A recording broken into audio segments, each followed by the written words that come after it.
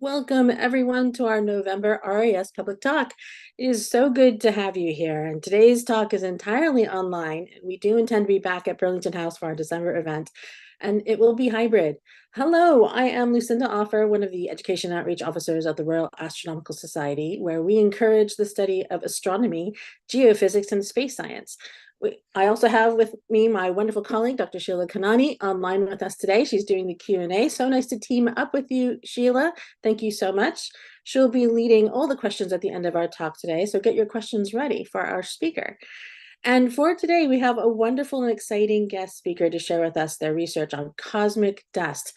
Professor Haley Gomez is a professor of astrophysics at Cardiff University. She studies the formation and evolution of cosmic dust using space telescopes, including the Herschel Space Observatory and James Webb Space Telescope. She has recently been appointed as the head of the School of Physics and Astronomy in Cardiff. Congratulations to that, Haley. And she was awarded an MBE in the 2018 Queen's Birthday Honors. She gives regular public lectures and has been featured at the Royal Albert Hall and National Museum of Wales, as well as in the Sky at Night magazine and Astronomy Now.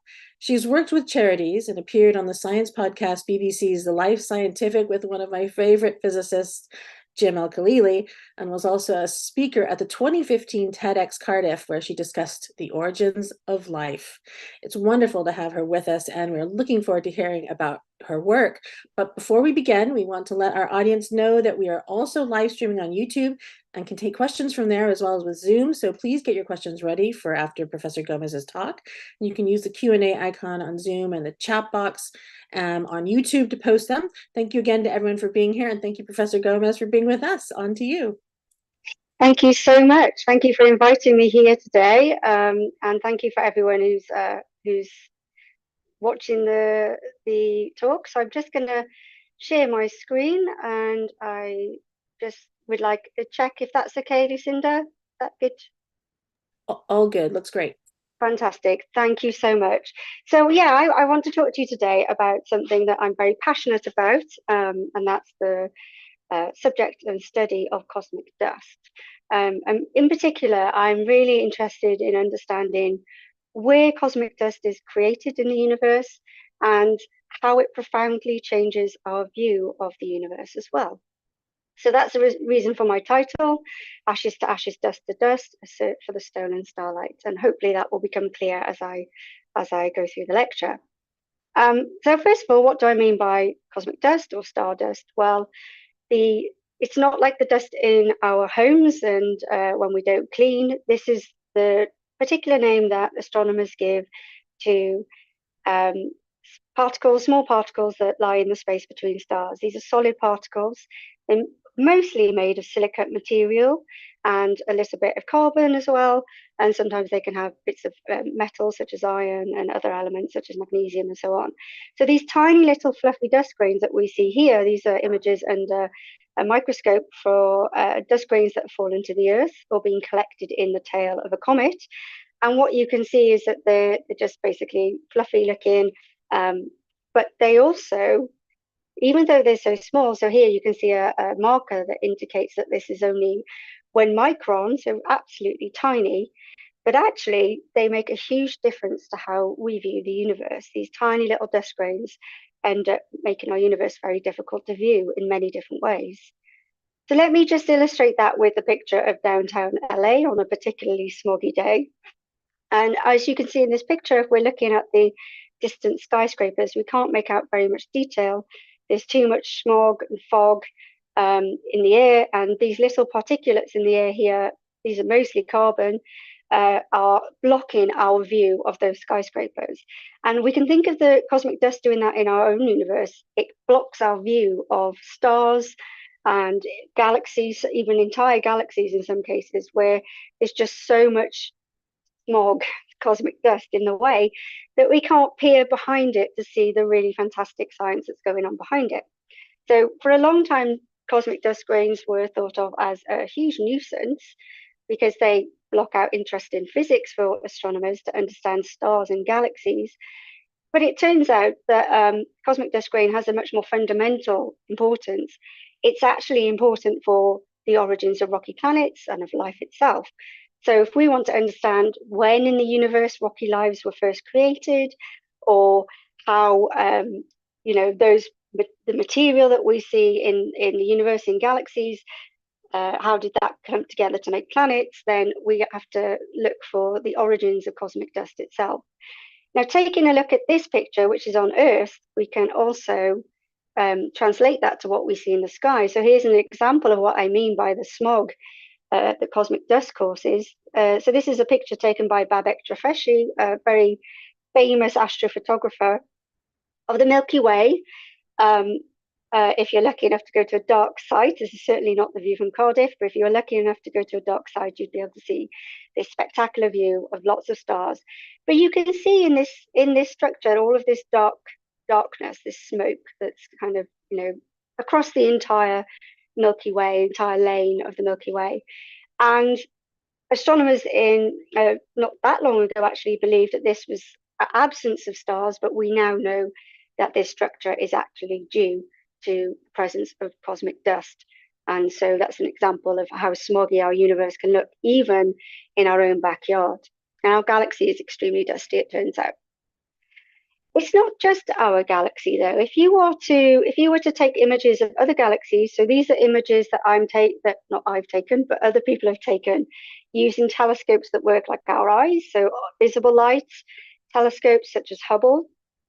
So these are sensitive to to starlight, but they can also show us the effects of stardust. So in both of these galaxies, one an interacting an interacting spiral system, and one that's an elliptical galaxy, you can see the presence of dust that extends all the way from one end of a galaxy to another.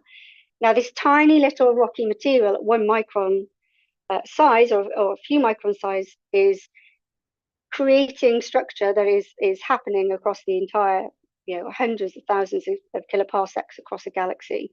It's hiding lots of the interesting science from us, but it's also indicating that something interesting is going on. In this galaxy, the elliptical galaxy that you can see here on the right, we've got a huge dust lane that is actually telling us that behind that dust lane is a lot of very violent starburst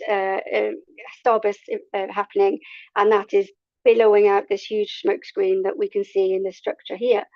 So in our optical visible light images, dust is in the way, but we can start to see that it's actually telling us something about what's going on inside the galaxies. And although it's only a tiny component of galaxies, if you take our galaxy, the entire mass of dust in our galaxy is only 1% of the total normal mass in our galaxy. So it's a tiny fraction of mass, tiny amount in terms of tiny size, so a couple of microns across, and yet it can completely absorb all the starlight, even up to 100% of the starlight in some distant galaxies. So it profoundly changes our view of the universe, and we need to correct for that when we are doing our science. And one thing to say is that when we look at the visible universe here, this is an example of the Hubble Deep Field, the very famous image taken by the Hubble Space Telescope, where astronomers just did a blank part of sky to try and take a lot of the light from the galaxies to see very distant galaxies. And what they see is a huge number of distant galaxies in the universe, and also some stars in our own galaxy are seen in this image. And that was quite mind-blowing at the time, because it showed that the blank bit of sky we were looking at was actually very full of astronomical galaxies and exciting things that we could look at. Now, the problem with this picture is that this is only half of the light in the universe. If you were to look at the light that came from all of the stars in the universe, you're actually missing a half of it, because cosmic dust grains are blocking that light from us. So half of all the light emitted by stars since the Big Bang is hidden by a cosmic dust grain. And so it's taken out of we can't use our visible light telescopes to recover that light.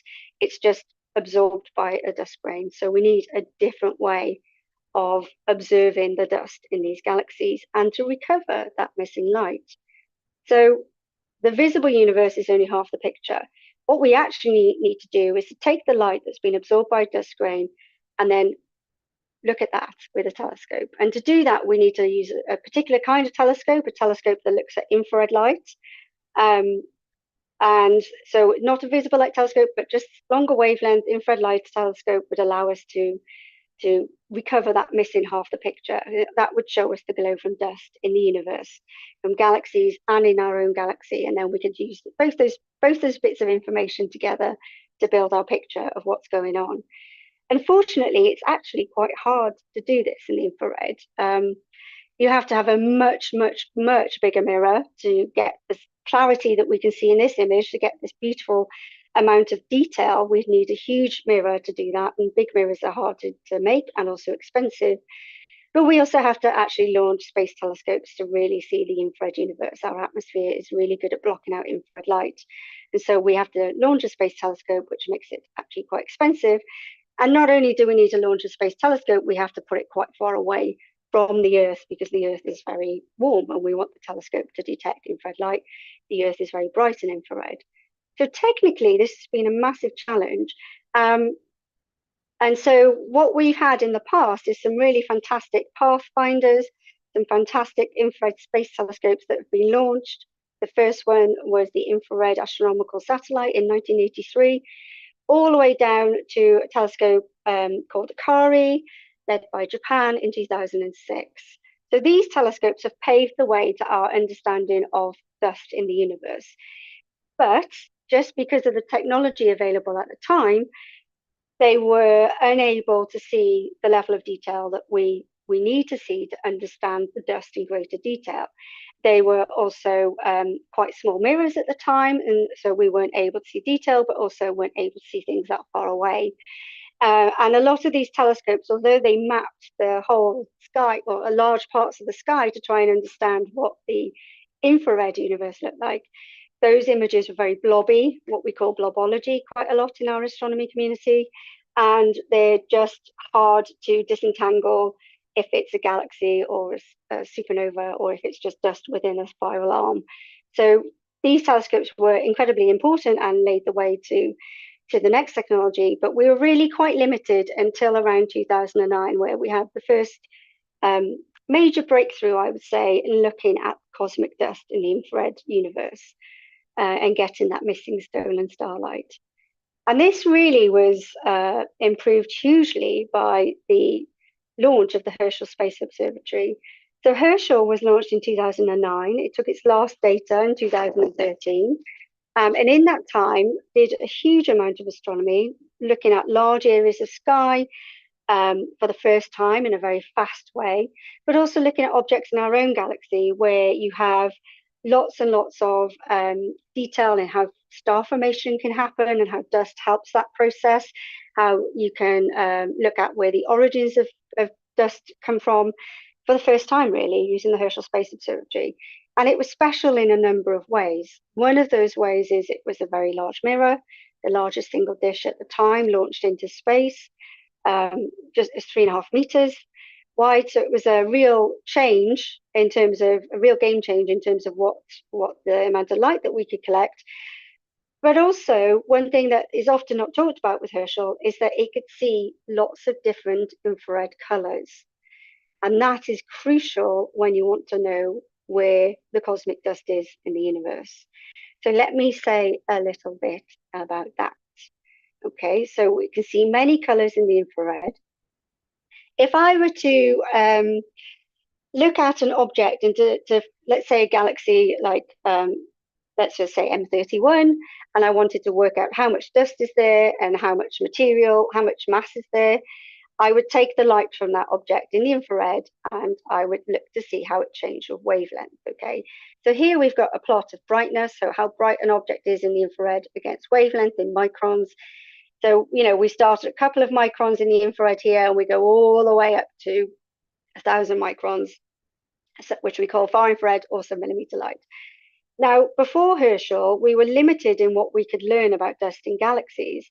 And the reason for that is if you just look at the short wavelengths here, if you just look at the 1 micron to 20 micron infrared light that is emitted by dust grains, you're only sensitive to very hot dust. So this is dust that might be around a star. It's shining brightly. It could be somewhere being heated by recent star formation or stellar evolution. Whatever it is, this would be hot dust.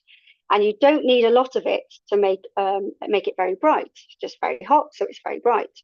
So what we had before Herschel was short wavelength data, and we could extrapolate this curve to work out how much mass of material was there in order to create the images that we see. So this is technically about 70 Kelvin, basically hot. This is what we call hot in the infrared. It's not that hot compared to starlight, but you don't need very much dust to make this very bright emission in these wavelengths. It turns out that a lot of the dust in the universe is actually a lot colder than this, more like 20 Kelvin. So if we were to look at that, before Herschel, we had observations from IRAS, ISO, and Spitzer, and this started to build up a picture of things at 70 microns, 60 microns, up to 130, and so on. We had a couple of ground-based experiments that could look at slightly longer wavelengths, but they always struggle with the atmosphere issues. So really, until Herschel, we knew that there was this cold population of dust here, which peaks at longer wavelengths, but we didn't know the full picture. You can see here it has a little dip at the end. Does this turn over? Does it have a dip? And this is how we would estimate a dust mass. So what we need, and what Herschel provided, is a way to observe all the way across this dust feature here. And that is how we can measure dust masses in distant galaxies, by taking the brightness at these different wave points, covering the whole of this, and this will tell us the temperature of the dust and how much of it is in that galaxy or in that source that you're looking at. And before Herschel, we just didn't have the capability like this. So it was a real game changer. It allowed us to view the infrared universe in many different colors for the first time. And because of that, just to say this is what we use to measure the dust mass. Oh yeah, and this is an important point to make. Actually, this cold dust contains most of the mass in the universe. So 1,000 times more dust mass is in this cold component that is only really seen by Herschel compared to what was seen in previous infrared telescopes. And in fact, the statistic we say is that the IRAS satellite was absolutely phenomenal and brilliant legacy survey, unfortunately missed 90% of the amount of dust in galaxies and in the universe. So it was only with Herschel that we could collect all the information that we needed to see the bulk of the mass. So what does this do if we look at this in terms of an example of a galaxy? This is a visible light image of the Andromeda galaxy. And what you can see here is the starlight. And you might be able to make out, depending on your screen, some little lanes of dust here that kind of circle in the galaxy, maybe hinting at some spiral arm shape here. When you take an image of this in the infrared, so this is the image from Herschel, then you start to see the dust emission. So the emission, the starlight that's been absorbed by the dust grain and then recycled into the infrared. So this is the stolen light that we're recovering. And what you can see is these beautiful features, these beautiful dust lanes that match exactly where you see these shadow-like material in the visible light. And together you can start to really say, well, this is how much energy is in the visible, this is how much energy is in the infrared, how much do we get when we put those together? How many stars are we forming? What's the processes happening in this galaxy? Can we use the structure that we see in the dust emission to reconstruct what happened to this galaxy in the past? And those are really fundamental things we can do having this infrared view of a galaxy. So that's an example of something nearby and something that's very big. Now, if we were to do what the Hubble Deep Field team did, and we just stare at a blank patch of sky with Herschel, what do we get? Well, we get an image that looks like this. Okay, and this is a very, very tiny fraction. This isn't even 3% of the sky that Herschel has observed. But every single dot that you see in this image, except for this one, in this bright one in the kind of almost in the center, is an external galaxy full of dust. Okay, there's a little bit of wispy material that we see that's actually dust in our own galaxy that we're peering through. But every single pinprick of light that you can see in this image is a distant galaxy full of dust. So the universe is very dusty. And incidentally, the color of the galaxy that you see here, so if it's blue or if it's red, indicates one of two things: either that the dust is very cold, in which case it would be brighter in the red, or the galaxy is very far away and the light has been redshifted. So again, it would be colored red.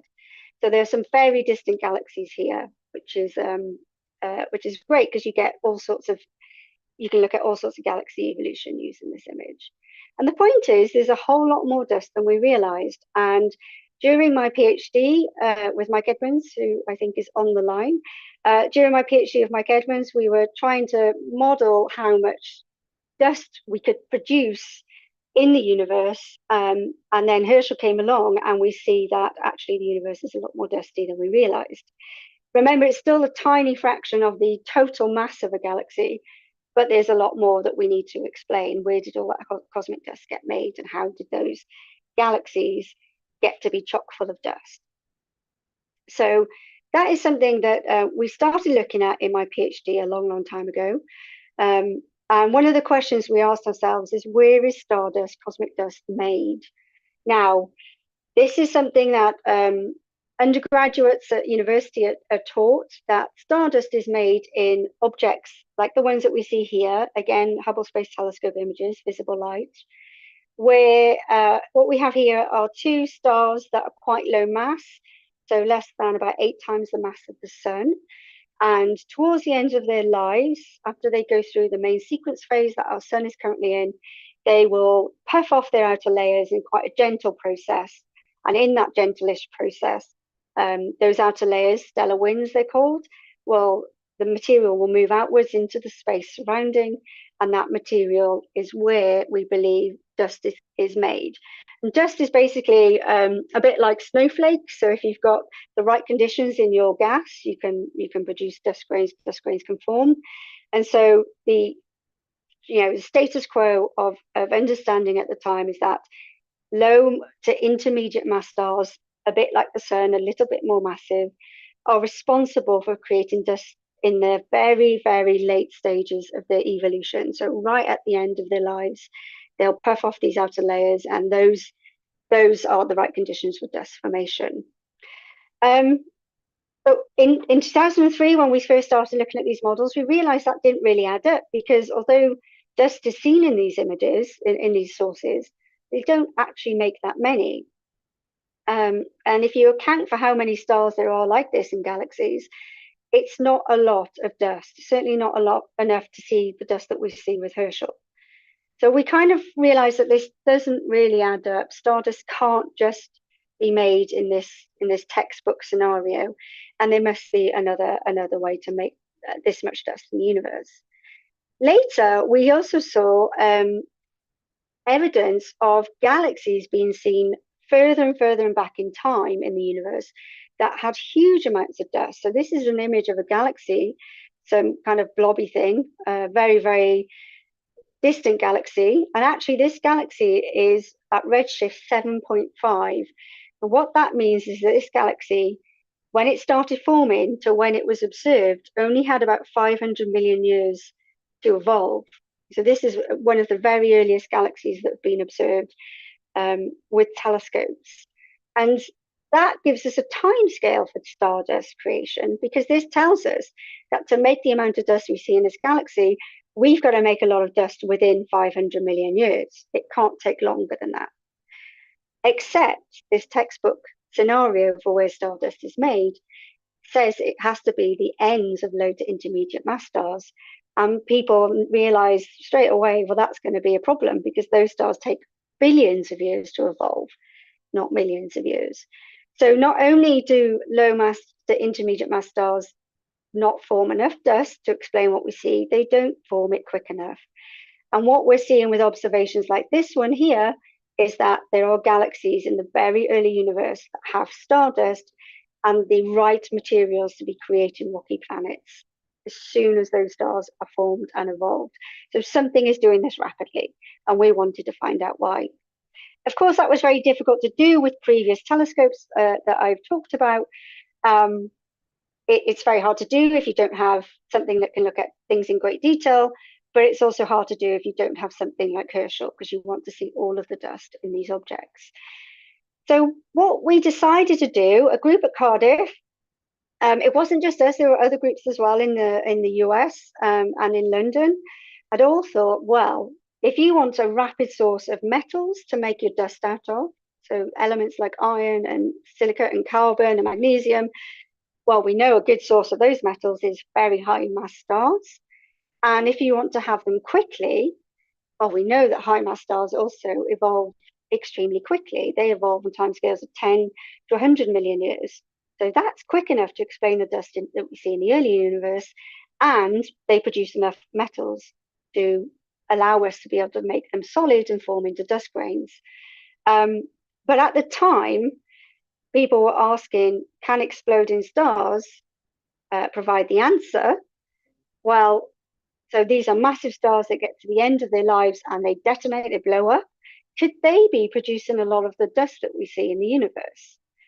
Although they tick a lot of boxes at the time, the kind of feeling within the community was that no, they're just too harsh an environment. So these tiny little particles of things like soot-like dust grains would never survive the harsh environment of a star that blew itself up and was, so hot that we see X-ray emission from million-degree gas in these explosions. That should vaporize the dust. Okay, so the idea was that it can't be the case that supernovae, exploding stars, could form lots of dust. So we decided to do a campaign where we looked at quite a few different supernovae within our galaxy. We want them close enough that we can study them in detail, but also Herschel can't see much. It's got not very good at seeing details, so we want things that are big enough that we can see it with Herschel. If they're too far away, they're too small, and Herschel just sees a blob. So what we decided to do is to use Herschel to look at the aftermath of exploding stars, so the aftermath of supernovae. Go and look at them and ask the very simple question: if supernovae form dust, then we should see it in their remnants after they've blown up. Okay. If they form dust before they blow up and that's destroyed, we don't care. But if they do form dust, then we should just be able to point our infrared telescope at a supernova remnant and look for it, look for signs of it. So that's what we did. We did a campaign of a bunch of supernova remnants in our own galaxy. Here's just a couple of pictures of 3. These again are Hubble Space Telescope images looking at the visible light. So that's the very hot gas in these supernova remnants. And today I want to show you a little bit about the results from 3 very famous galactic remnants and also an extragalactic remnant. So that's Cassiopeia A, exploded around 300 and so years ago, Crab Nebula around 1,000 years ago, both of those in our galaxy, and then 1987A exploded in 1987 in Magellanic Cloud, the Large Magellanic Cloud. So these are examples of supernovae where we see all this hot glowing gas, we see all of this material that is being shot out from the star, and it's expanding into its surroundings over time. Is there any infrared emission associated with these sources? Is there any signs of cosmic dust? So when we looked at Cassiopeia A with Herschel, I'm going to show you a composite image now. So it's a bit cheating because Herschel's image is not as pretty, but I've combined it with the Hubble Space Telescope to show you where the hot gas is. So this is our Herschel view. The hot gas is in in purple. So you can see all these beautiful filaments that we saw in the previous. That's a Hubble image. And then the cold dust that we observed with Herschel for the first time is shown by this orangey, yellowy material. And what we see is that there's a huge, what we see is there's a lot of infrared emission from dust associated with the structure of the supernova itself. So this is a first hint that actually there is dust within a supernova remnant, and we've mapped it for the first time, and we can work out how much there is for the first time because of Herschel's capabilities. And when you do that, you get around 200,000 Earths worth of dust. And so the reason why I put it in Earths is because I like to think of it as kind of how many rocky planets could you make from that dust if it was all available to make into a rocky planet. But it's a huge amount of mass, 200,000 Earths worth in one supernova that exploded in our galaxy. and we know roughly there's about one explosion every 50 years or so.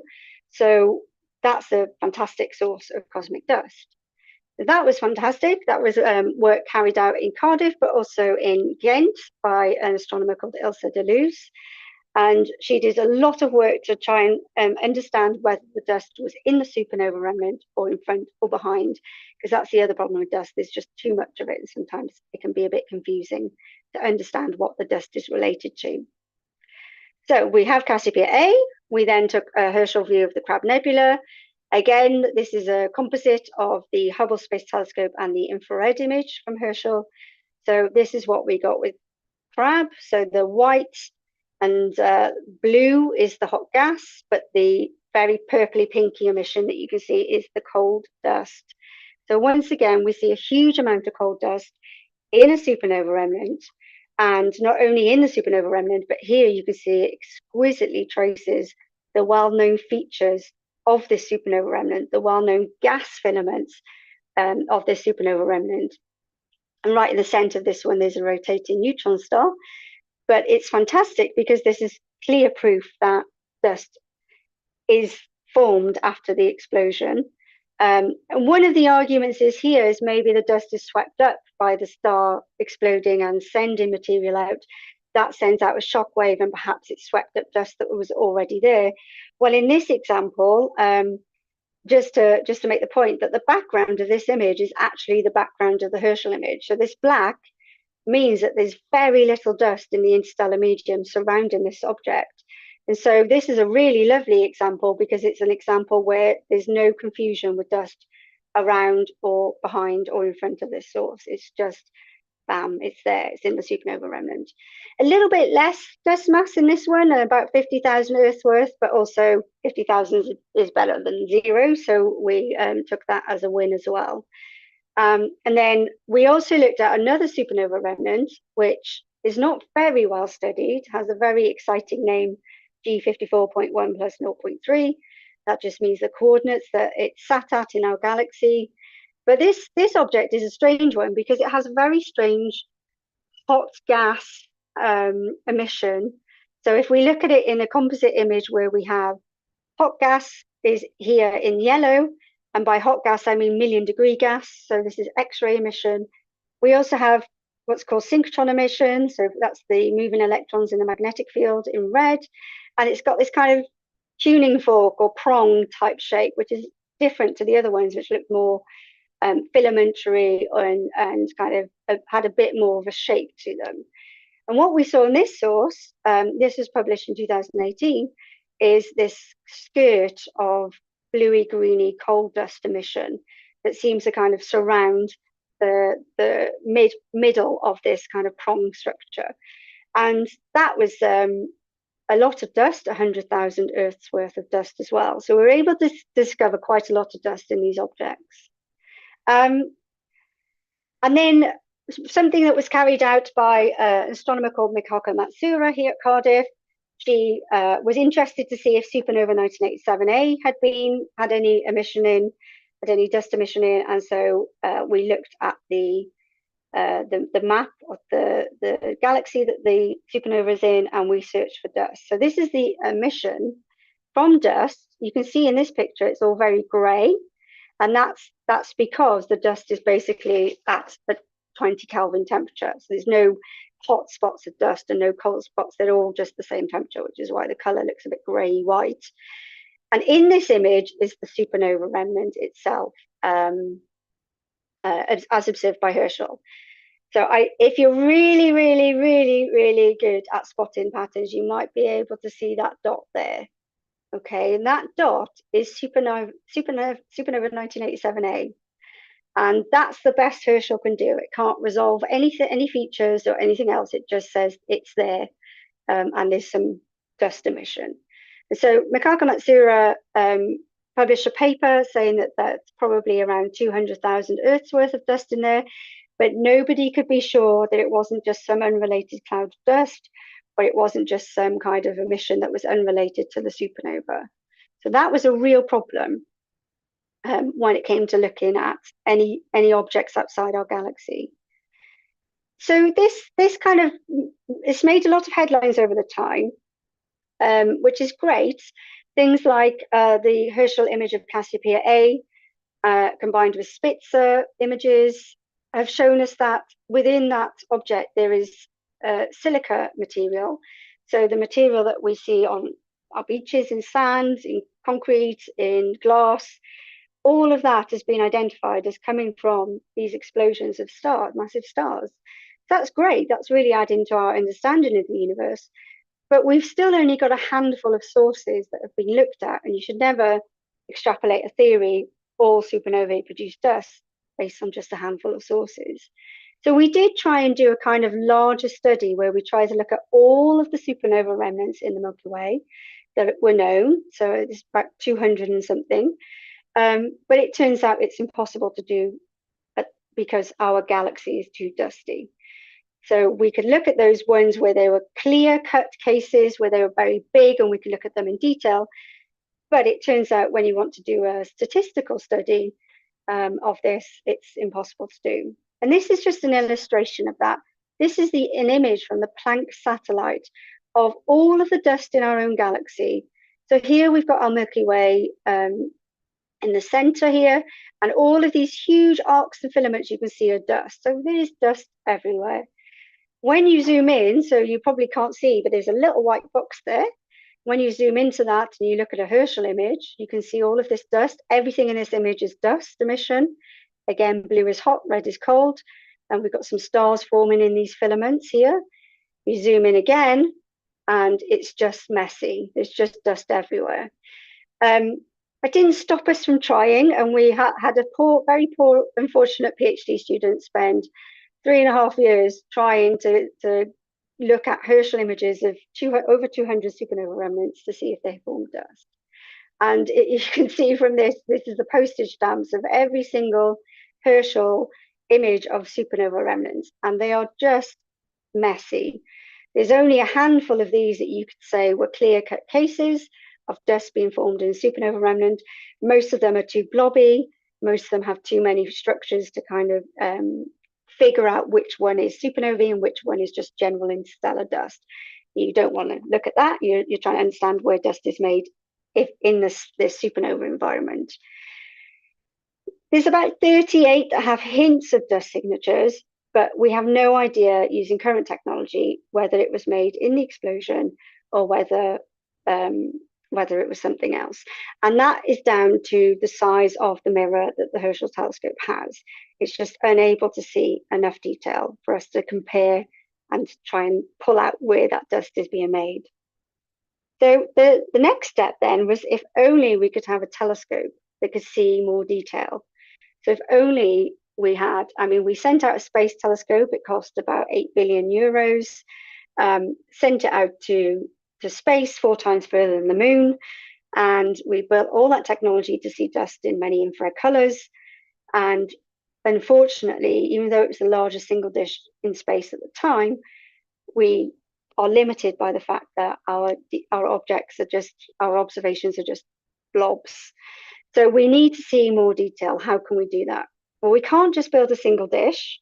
To see the level of detail that we would like to, so let's say we wanted a Hubble Space Telescope type image, but in the infrared, you'd need telescopes that were absolutely huge.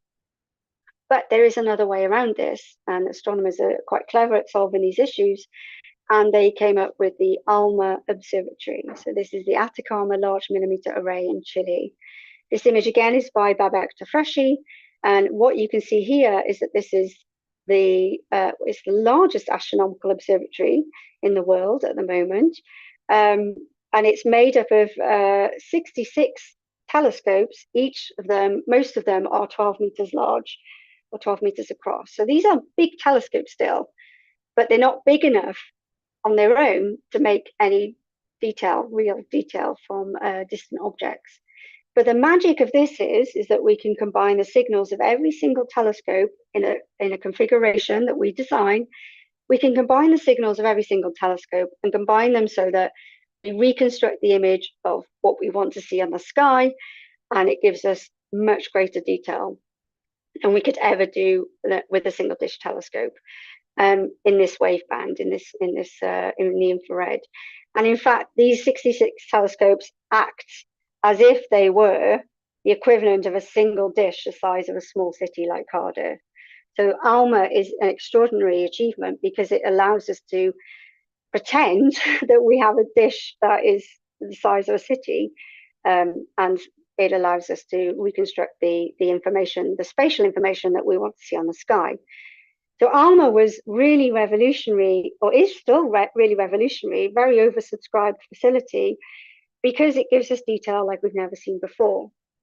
So if I, that's ALMA, if I take us back to that image of the supernova 1987A, so you can see on the left side here, we've got that little pinprick of light, which is the Herschel view of 1987A. ALMA was able to take a much more detailed view. And in fact, it was able to zoom in hugely, in huge detail. Just to remind you, that's what the middle of 1987A looks like with our Hubble telescope. So this is hot glowing gas. This is what it looks like with ALMA. So this is a combination of gas and dust. And in fact, for the first time, discovery of very cold molecules. We see carbon monoxide, we see hydrogen, HCO plus, we see molecular hydrogen in here. All of these things are from ALMA's fantastic capability. And that blob that we had has now been deconstructed into this beautiful structure. And right in the middle here is a huge amount of dust, which overlaps with this structure, which is the ejector of the star after it blew up. It's starting to move out and out with time. So definitive proof from Mikako Matsura and her team that this is absolutely dust formed in the supernova remnant. It did not form, it's not being swept up, it's not from dust in the foreground or background. It's absolutely dust formed in the supernova, aftermath of the supernova, and also is a laboratory, perfect laboratory for cold molecules to form, potentially molecules that are relevant for life. So this is something that's generated a lot of interest. And if you take the ALMA observations, you end up with 160,000 Earths worth formed within 30 years after a star was blown up. So very, very quick timescales. And this supernova was probably, or we know it to be the death of a star that's about 18 times the mass of the sun. So this is very rapid evolution, and it's able to form dust very quickly. Now that's fantastic. And what I would love to show you is ALMA images of all of the supernova remnants that we looked at. However, it's not possible. And the reason for that is because ALMA, it takes a long time for ALMA to map a large structure like a nearby supernova remnant. It could do this one because it's external, but there aren't that many of the external ones that we can do. But internally in our Milky Way, we can't really use ALMA because it's just too time expensive, and it's just not what the observatory is set up to do. It's much more set up to do small, very small things. And just to give you an idea of scale, that this kind of size here is AU, astronomical units. Okay, so it's a fantastic observatory. But again, we're stuck. We can't actually use ALMA to do much more than these very far distant faint things, of which are quite rare. So now, after we've built Herschel, after we've built ALMA, we now want something else. So what we want now is a telescope that can see more details and look at nearby objects that are large. So something that has a better spatial clarity than Herschel, but is also able to map big objects like these supernova remnants in our own galaxy. And we're very, very lucky that we have that with the James Webb Space Telescope. So James Webb was launched on Christmas Day in 2021. I still remember watching it with my very small twins, and they couldn't understand why I was so excited about a launch. But it is really quite an incredible feat that has been achieved. Just to compare it here with Hubble, so the Hubble primary mirror, people often say was about the size of a bus. Well, the James Webb mirror was about the size, or is about the size of a tennis court. So it's a huge increase in the amount of area we have to collect light, and also the amount of detail we can get from our images. And all of these, this mirror was folded up, so it was quite scary watching this launch, because we then knew that as well as waiting for it to get to its point in space 4 times further than the moon, we also had to then wait for the thing to unfold.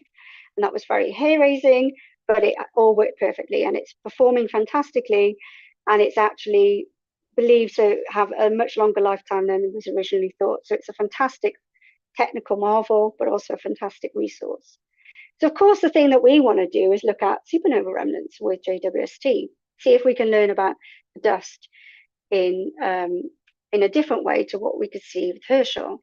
And so this hasn't, we've only just got observations for these programs. So this is kind of really hot off the press. This is stuff, one of them was stuff that was really released only a couple of months ago. And we're still writing the papers on them, although the images have been released by NASA. But I just wanted to show you the JWST view of some of these supernova remnants. So in 1987A, JWST produces this really beautiful image of the supernova remnant. And just to remind you, this is what Herschel found. That blob there is what our best infrared image of Herschel saw. Now, this isn't really a fair comparison because Herschel looks at all the different colors, infrared colors, and the James Webb telescope only looks at very short infrared light. So it's a bit of an unfair comparison, but it's just there anyway. And the reason why this is an exciting image is not only is it very pretty, but it shows the structures that we hadn't seen even in the Hubble Space Telescope images that we had previously. And some of those structures are unexplained. So the BBC did a very nice article on this, where they labeled it for us, which is nice. So here's the inner ejector region that I showed you with ALMA. It's called the keyhole. We also have this outer ring that we very clearly see in the JWST image that wasn't seen before. And then we have this structure, this kind of, it's called like a string of beads, this structure. And what we think happened is 20,000 years ago, this was material that was ejected by the star before it exploded. Oh, sorry, 20,000 years before it exploded.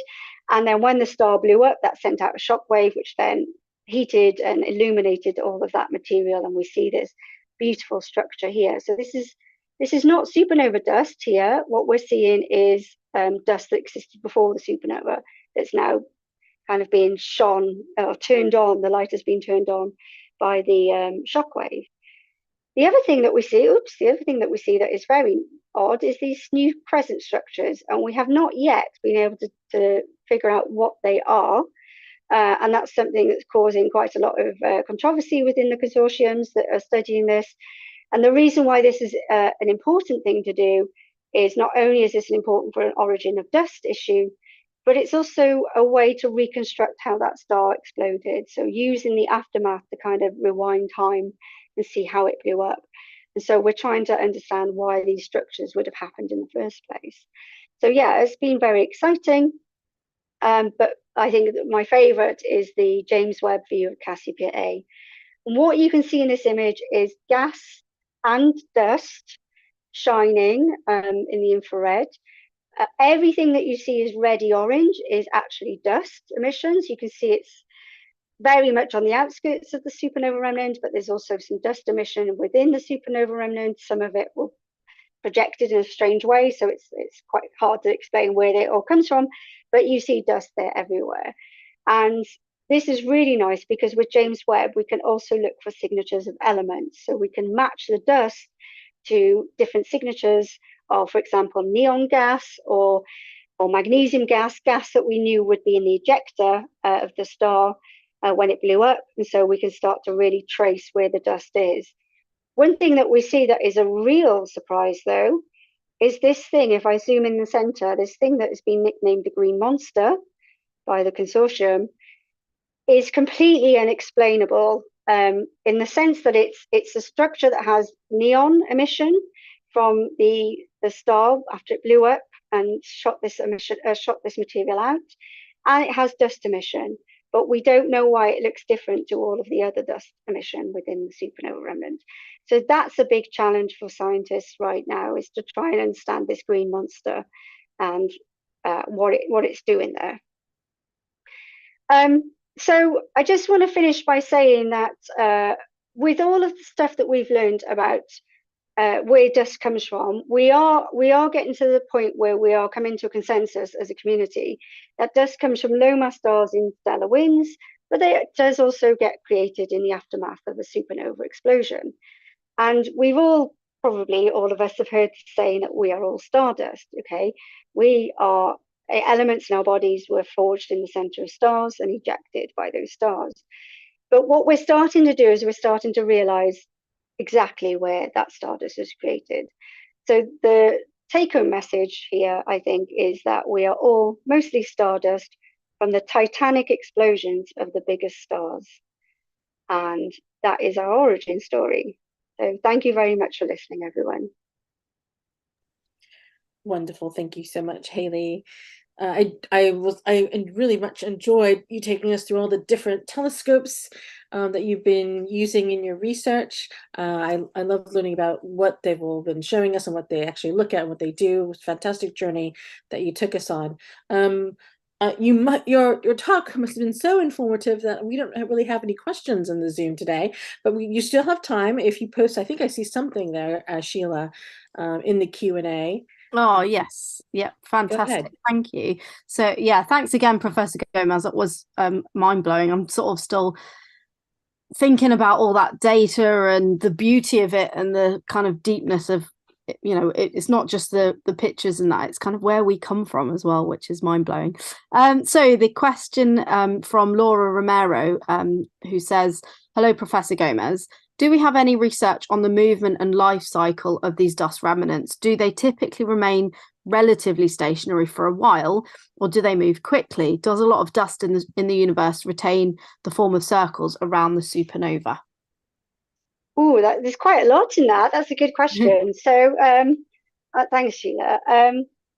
So, what we know is that these supernova explosions are actually very. Let me stop sharing my screen so you can see. Right, okay. So what we know is that supernovae are very fast moving. So within a few tens of thousands of years, it will change quite phenomenally, quite quickly. So this is a material that's moving out at sometimes 10,000 kilometers per second, sometimes 1,000 kilometers per second, depending what phase the supernova remnant is in. So they do change quite considerably in a quick time scale. Quick for astronomers, I should say. Tens of thousands of years isn't that quick, but for astronomers it is. But the thing about 1987A that is absolutely wonderful is that it's something that blew up not that long ago, so in 1987, and it's something that we've been able to follow with all of the great observatories over time.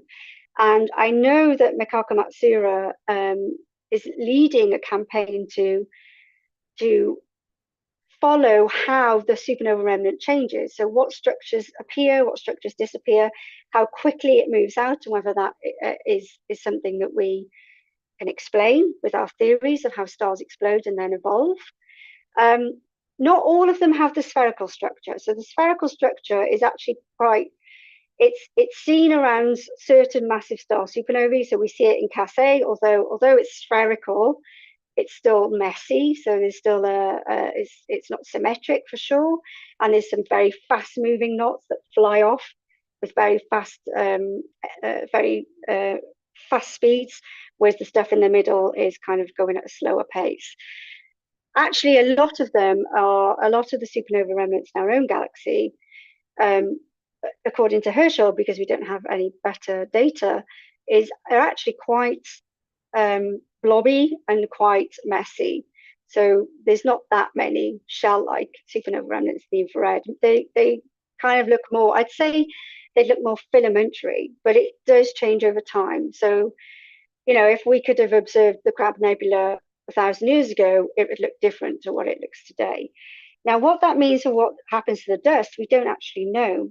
So everything I've talked about today is proving that dust forms in these supernova remnants, but not proving that it survives. Okay, so that we are assuming it's there in the remnant. So let's say 1,000 years later, as the remnant moves outwards and the gas and the dust move outwards and they get mixed into the surroundings, all the dust stays. Maybe even grows more. But it's the fact is that we don't know that yet. And again, 1987A is the only way we'll be able to follow that in real time. As we keep kind of looking at it with JWST, and in the future the next space observatory, then that's what will happen, is we'll keep an eye on what happens to the dust. There's quite a lot of unknowns. Excellent. I've got some feedback from YouTube a bit. So one of the attendees said that you answered all their questions in your talk. So as I said, it was very informative. One question from Pablo on YouTube. I'm trying to get a sense of his question. I think he's asking how far away these objects might be. I don't know if you have any information on that. Yeah, so the supernova 987A is in an external galaxy. So we're talking about 50 kiloparsecs. So if you don't know what a kiloparsec is, it's 1,000 times 3 times 10 to the 18 meters. So it's a lot of zeros. It's very big. So that supernova 987A is about 50 kiloparsec. Things like Cassiopeia A and the Crab Nebula, I'm trying to remember off the top of my head. I think it's more of the order of a few kiloparsecs in our galaxy. So we're still talking about things that are quite close to an astronomer. We're not at the point where we can look at dust in supernovae. We don't have the technology to look at dust in supernovae in very distant galaxies yet. The only thing we can do is look at entire galaxies of dust and know that they're there. So yeah, we're looking at things that are in our galaxy a few kiloparsecs away, and one object that is in the about 50 kiloparsecs away. And just to give you an idea of how big they are, you're talking about just a factor of 1,000 less would be how big they are. So they'd be about a few parsecs across. So a few times, hang on, I got that unit wrong. A few times 3 times 10 to the 16 meters is the size, and the distance is 1,000 times 3 times 10 to the 16 meters. Yeah, that's right. I'm working in centimeters, I think, in my head. So yeah, we're talking about things that are relatively nearby, things that are bright enough for us to observe with our technology today. It's always a difficult concept of how far these are away from us. But I think when you said like they're relatively nearby, that astronomers see, we're looking at things that are far more distant than that, especially with the JWST. But it seems like you have answered a lot of people's questions. So and I know the people who are here for the 1 o'clock talk, I think you guys have links to the 6 o'clock talk. So if you wanted to join us again then for later, maybe more questions you'll have for Professor Gomez then. But I just wanted to thank you, Professor Gomez, for being with us. We will hear from you again at 6 o'clock. So if anything new pops up for them or for you, you can put it in your next talk today. And we look forward to hearing from you then. So thank you, and thank you, everyone. Just going to give you a quick wrap up of what we have coming on for next time. For our next talk, we'll be having on December 12th at Burlington House. It will be hybrid with Dr. Naomi Rowe Gurney, and who will be giving us our now annual talk, Christmas JWST update. I liked how you mentioned the launch for JWST in your talk.